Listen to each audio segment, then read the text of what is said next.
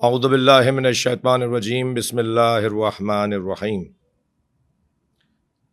ھذا ما امر به عبداللہ علی امیر المؤمنین مالک ابن الحارث العشتر النخعی فی عہدہ الیہ حین واللہ مصر جبایت خراجہا و جہاد عدوہا و استصلاح اہلہا و امارت بلادہا امرہ بالتقوی و ایثار طاعتہ و اتباع ما امر به فی کتابہ من فرائضہ و سننہ التی لا یسعد احد الا باتباعها ولا یشقى الا ما جہودها و اضاعتها وان ینصر اللہ سبحانہ بقلبہ و یدہ و لسانہ فإنہ جل اسمہ قد تکفل بنصر من نصرہ و اعزاز من اعزہ۔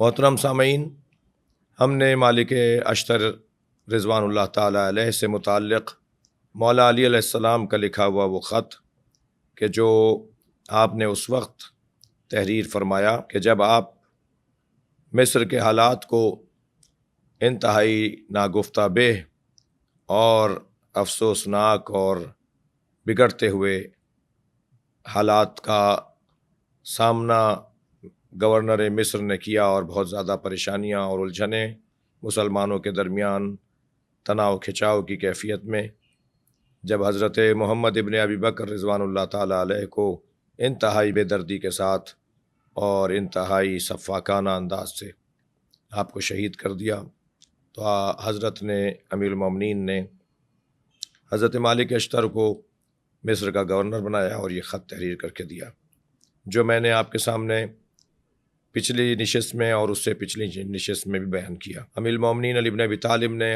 3 کاموں کے لیے حضرت مالک اشتر کو وہاں بھیجا، جو اساسی 3 کام ہیں، اور وہ ہم بیان کر چکے۔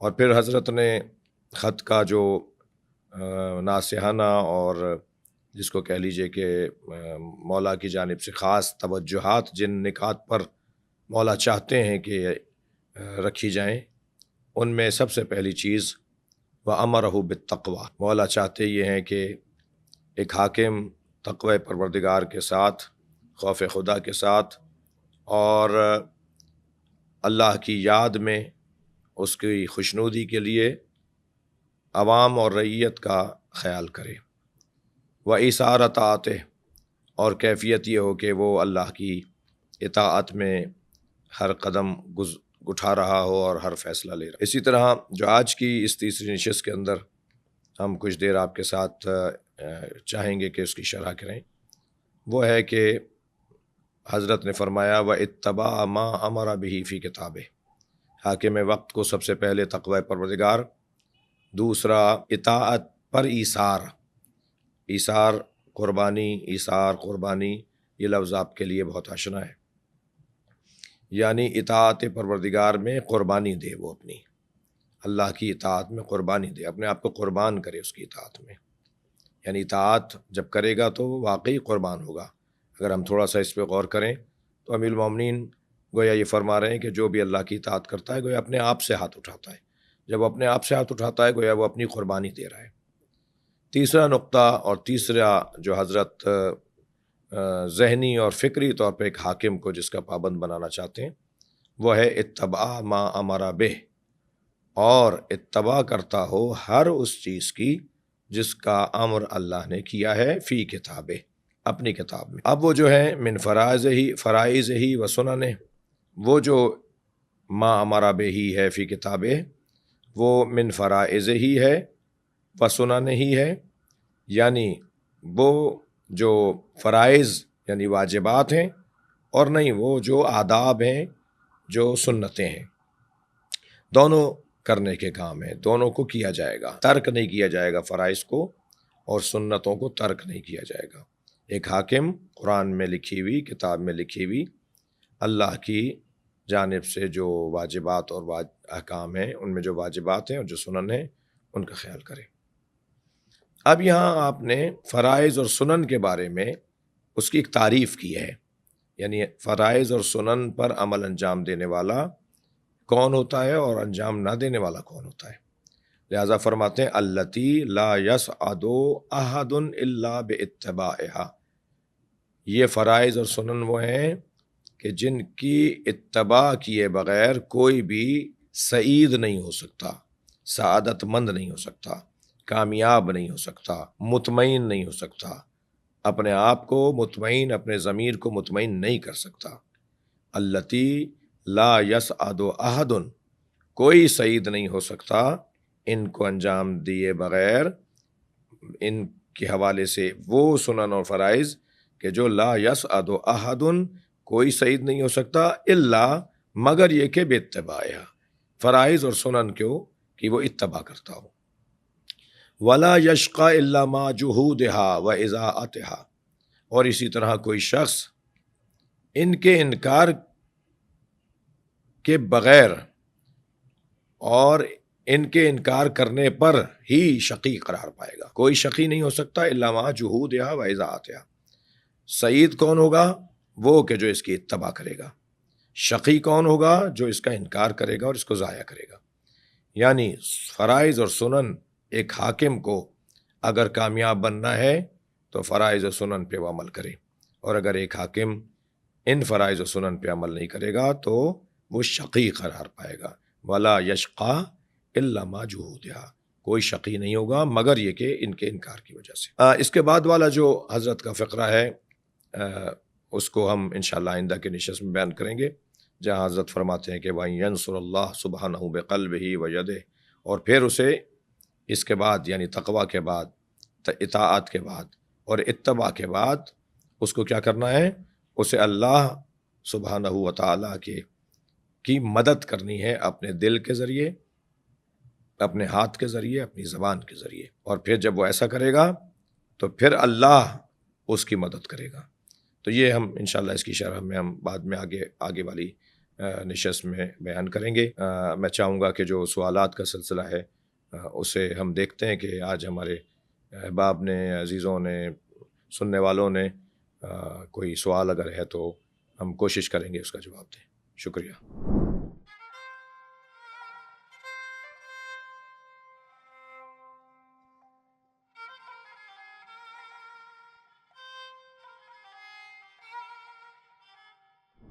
السلام علیکم آقا، میرا نام علی ہے، میں کراچی سے بات کر رہا ہوں۔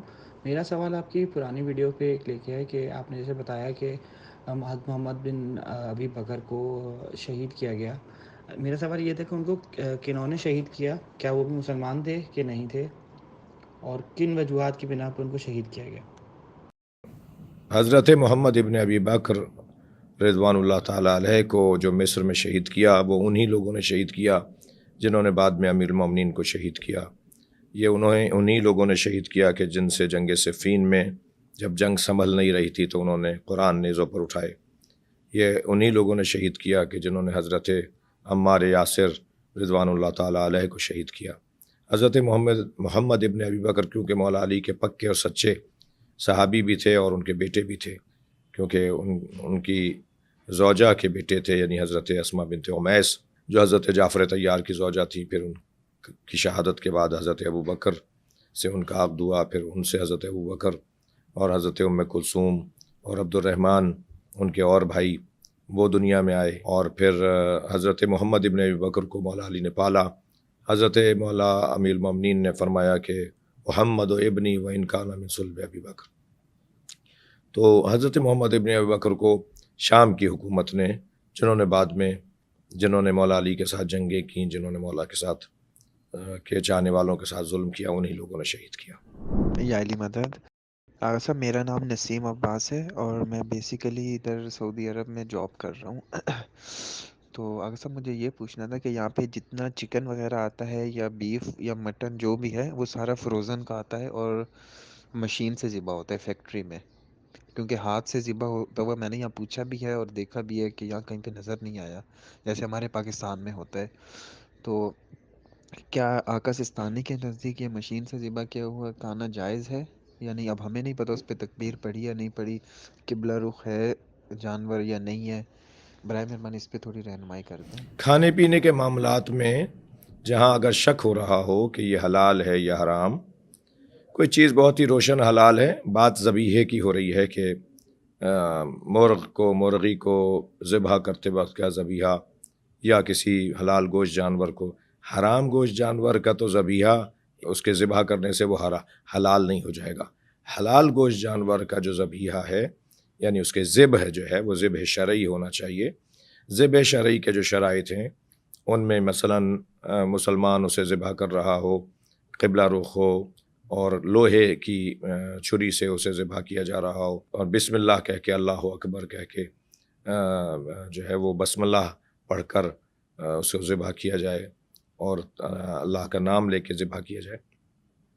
یہ شرائط جو جانور کے ہیں۔ اب اگر شک ہو رہا ہے کہ یہ سارے شرائط پر عمل ہوا یا نہیں ہوا، تو پھر ایسا جو ماحول ہے کہ پتہ نہیں ہے کہ یہ کیا ہو رہا ہے، کیسے ہو رہا ہے، تو سوق المسلم جو ایک قاعدہ فقہی ہے، اس کے مطابق اگر کسی مسلمان بازار سے آپ نے ایسی چیز خریدی ہے کہ جو حلال گوشت ہے، اب آپ کو اس کے شرائط میں شک ہو رہا ہے تو اسے حلال سمجھیں گے اور آپ اس کو استعمال کر سکتے ہیں شرعی طور پر۔ البتہ الاحتیاط و سبیل النجات، احتیاط جو ہے وہ نجات کا رستہ اور ذریعہ ہے۔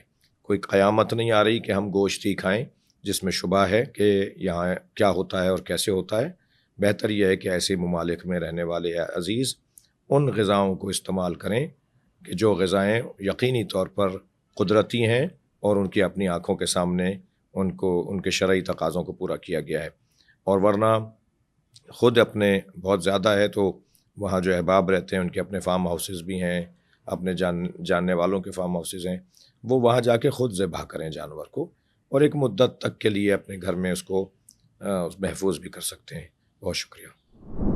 السلام علیکم شہنشاہ نقوی صاحب یا علی مدد، میں اپنا نام نہیں بتا سکتی، بٹ میں آپ سے یہ سوال کروں گی کہ اگر خلا کے کاغذات پر والدہ کے کہنے پر شوہر سائن کر دے تو کیا خلا ہو جاتی ہے؟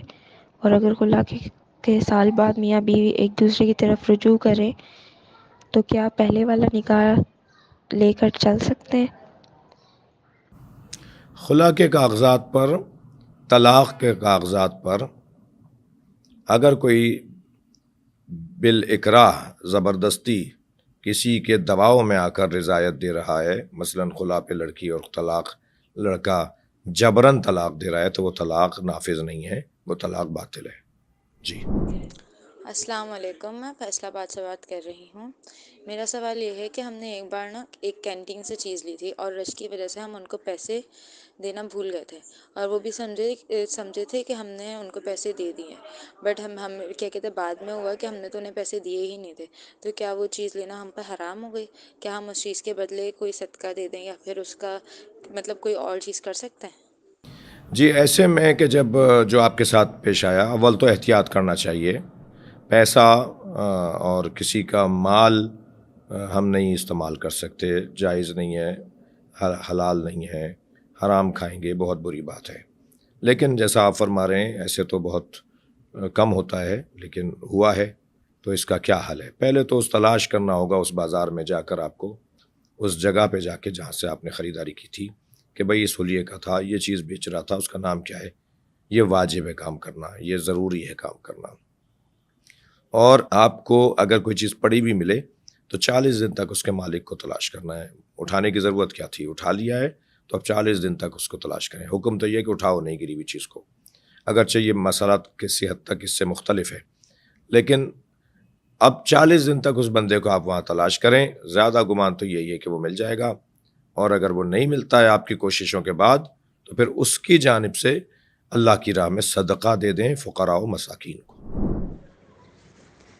السلام علیکم آقا جان، میں انڈیا الہ آباد سے ہوں، اور میں تو سب سے پہلے آپ کی شکر گزار ہوں کہ آپ نے ہمیں یہ موقع دیا کہ ہم واٹس ایپ کے ذریعے سے آپ سے اپنے مسئلے مسائل کے حل جان سکتے ہیں۔ میں اپنا سوال کرنے سے پہلے آپ کو یہ بتانا چاہتی ہوں کہ میں ایک اہل سنت سے ہوں، پیدائشی طور پر سنی ہوں، اور ان سب کے باوجود بھی آپ کی مجالسوں، تقریروں، بیان اور آپ کی بتائی گئی ریفرنس ان تمام تر چیزوں سے مجھے بہت میرے علم میں مطلب بہت اضافہ ہوا ہے، ایک حقائق روشن ہوئے. تو مطلب 4 سال ہونے کو آ رہے ہیں، لیکن الحمدللہ آپ کی مجالسوں سے مجھے بہت فائدہ ملا ہے. میرا سوال یہ ہے کہ میں نے اپنے گھر والوں سے کہہ دیا ہے کہ مجھے شادی نہیں کرنی. اب وہ جو ہیں کہتے ہیں کہ نہیں کرنا پڑے گا. تو میں چاہتی ہوں کہ جب میں نہیں کر رہی ہوں تو اس کی ذمہ دار بھی تو میں ہی ہوں گی. تو کہتے ہیں کہ اس کا گناہ تمہارے ماں باپ کو ملے گا، کہ انہیں خدا پوچھے گا کہ ایسا کیوں نہیں کیا، ان کا حق ہے. تو جب میں خود راضی نہیں ہوں تو میں کیوں کر کے کروں؟ آقا جان آپ ایک جہاں پر علم نہ ملے، جہاں پر عقائد کے برابر نہ ہو، سنیوں کا الگ عقیدہ ہوتا ہے. اب میرا جو ہے عقیدہ وہ میں نے بتایا شروع میں آپ سے. تو ایسی حالت میں کیا کروں؟ مجھے کچھ سمجھ نہیں آ رہا. اگر میں مان بھی لیتی ہوں، کر بھی لیتی ہوں شادی، تو مجھے پھر اس کی بات بھی ماننی پڑے گی کیونکہ شوہر ہوگا. اب اس کی بات کے خلاف بھی نہیں جا سکتی میں، اور اگر میں اس کی بات کے خلاف جاؤں گی تو بھی میں گناہ میں جاؤں گی، اور اگر نہیں بھی جاؤں گی تو بھی میں اہل بیت سے دور ہو جاؤں گی. عقائد پر مسئلہ آ جائے گا. تو میں ایسی صورت میں کیا کروں؟ میں بہت دن سے پریشان ہوں. مجھے سمجھ نہیں آ رہا کہ میں کہاں پوچھوں، کس سے پوچھوں، کیونکہ جس ایریا پر میرا گھر ہے وہاں پر میں کسی کو نہیں جانتی کہ شیعہ عالم کون ہے، کیا ہے. میں نے صرف آن لائن کے ذریعے آپ کی مجالسوں سے اور بھی دیگر ویڈیوز کے تھرو مجھے حقائق پتہ چلے کہ کیا صحیح ہے، کیا غلط ہے، کون حق پر ہے، کون باطل پر ہے. اور الحمدللہ آپ کی مجالسوں سے میں نے کافی مرتبہ کلمہ پڑھا ہے. میری یہ خواہش تھی کہ میرا آپ سے رابطہ ہو سکے، لیکن مجھے کوئی ذریعہ نہیں ملا. اور الحمدللہ آج 4 سال ہو گئے، لیکن آج جا کر آپ سے رابطہ ہوا اور اس کی میں بہت مشکور ہوں. آقا امید کرتی ہوں آپ مجھے بہترین جواب دیں گے. اور آقا جان میری ماں نہیں ہے، ان کے لیے آپ دعائیں مغفرت ضرور کر دیجیے گا. برائے مہربانی التماس دعا. السلام. جی، آپ کے سوال کو میں نے سمجھ لیا. بہن، پہلے تو بات یہ ہے کہ میری بہن، میری بیٹی، کہ آپ کو شادی تو کرنا ہوگی. آپ کے جو والدین رشتہ آ رہا ہے اور آپ کا جہاں رشتہ کرنا چاہتے ہیں، یا آپ اپنی پسند کو اپنے والدین کو بتاتے ہیں اور والدین کے لیے بھی وہ معیاری قرار پاتا ہے، تو آپ کو شادی تو کرنی ہوگی. شادی نہ کرنے کی جو ہے وہ اجازت نہیں ہے. شادی مستحب اور سنت اور کبھی کبھی واجب ہو جاتی ہے. یعنی ذاتی طور پہ شادی کرنا، نکاح کرنا واجب نہیں ہے، ذاتی طور پر تو سنت ہے. لیکن اگر حرام میں پڑنے کا خوف ہو تو پھر وہ واجب ہو جاتی ہے. آپ کے مسئلے کے اندر پہلے تو یہ تو نہیں ہوگا کہ آپ اس بات کی وجہ سے اس بات کو خراب کریں. کوئی بھی اچھی چیز دوسری اچھی چیز کے خلاف نہیں ہے. تو پہلے تو آپ کو یہ طے کرنا ہوگا. اب یہ کہ آپ کا کیونکہ عقیدہ، آپ کا نظریہ اہل بیت سے وابستگی آپ کو آمادہ کر رہی ہے کہ آپ اسی سے اپنے تعلق کو جوڑیں جو آپ کا ہم عقیدہ ہو، تو یہ آپ کو اظہار کرنا پڑے گا، آپ کو ذرا سمجھانا پڑے گا، ہمت کرنا پڑے گی، آپ کو سمجھانا پڑے گا. اور اگر فرض کریں وہ بات نہیں سمجھتے ہیں تو پھر جب جس لڑکے سے آپ کا رشتہ طے پائے، آپ اس کو بتائیں گی کہ جی میں ایسے سوچتی ہوں اور میرا یہ عقیدہ ہے، تاکہ وہ آپ کا ساتھ دے سکے. یہ اس کا حل ہے. اس کا حل شادی نہ کرنا ہرگز نہیں ہے. جی السلام علیکم مولانا صاحب، میں سکھر سے بات کر رہا ہوں، عمران. میرا سوال یہ تھا کہ سید زادی کا نکاح غیر سید سے جائز ہے؟ اس مسئلے کے بارے میں ہمارا موقف یہ ہے کہ ہر مسئلے کا جواب دینا ضروری نہیں ہے. بعض مسئلوں کا جواب نہ دینا ہی اس کا جواب ہے. اس کا میں آپ کو جواب نہیں دے سکتا. شرعی احکامات فقہائے مسلم، فقہائے مضبوط اور محکم فقہا کچھ اور کہتے ہیں، ایکسپرٹس کچھ اور کہتے ہیں، عوام اور عام لوگ کچھ اور کہتے ہیں. میرا عقیدہ کیا ہے، میرا نظریہ کیا ہے؟ میں اور آپ ہیں کون جو ہم اپنا اور عقیدہ اور نظریہ بیان کریں؟ ہم وہی بات کریں گے جو قرآن اور سنت اور ائمہ اہل بیت نے فرمائی ہے. لہٰذا یہ انتہائی الجھن کا موضوع ہے. میں آپ سے بھی گزارش کروں گا اور لوگوں کو بھی نصیحت کروں گا کہ یہ کوئی دین کی تباہی اور یہ کوئی دین کے تبلیغ کا ذریعہ نہیں ہے، نفع کا ذریعہ نہیں ہے. یہ ذاتیات کا مسئلہ ہے، یہ انفرادی مسئلہ ہے. اس کو اٹھا کر، بنا کر، سجا کر ماحول خراب کرنا، حالات تبدیل کرنا اور لوگوں کو زندہ باد مردہ باد تک لے جانا، اس سے گریز کریں. شکریہ.